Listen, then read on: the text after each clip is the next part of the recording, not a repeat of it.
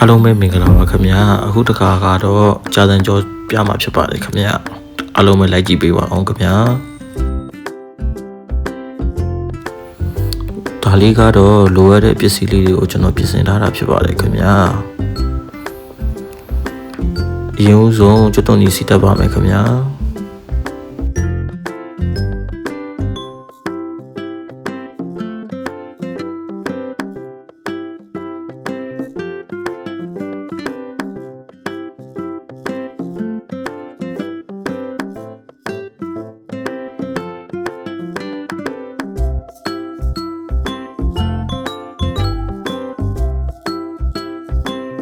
စီတက်လို့ပြီးတော့ကော်ဖီလေးကိုထည့်ပါမယ်ခင်ဗျာ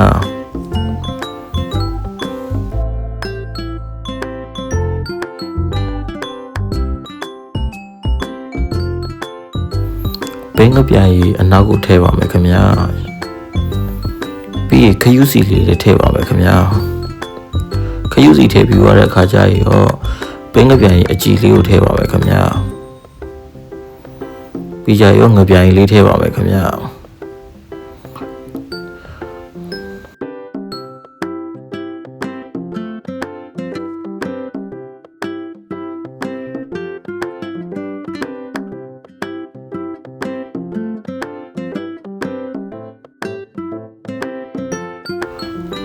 ပြီးတော့ကြာစံလေးထည့်ပါမယ်ခင်ဗျာကြာစံကတော့နိုင်ခွက်လောက်ရေစိမ်ထားရပါတယ်ခင်ဗျာအဲဆိုအီလေးကြောတာလေးမြန်ဆန်ပါတယ်ခင်ဗျာ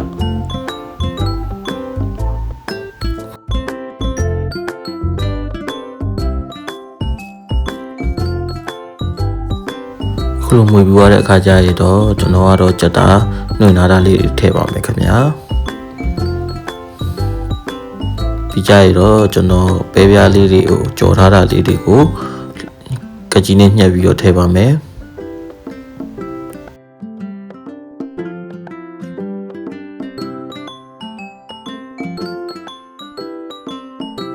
ပြီးရင်တော့ဘဲဥကြော်ထားတာလေးလည်း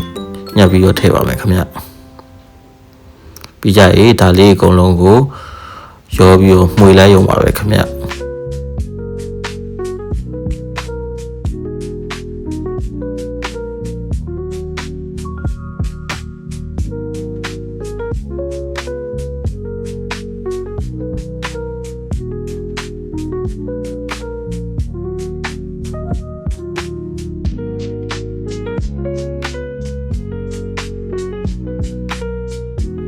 ခုဆိုရင်ကြာစံကြောအီလေးရပါပြီခင်ဗျာ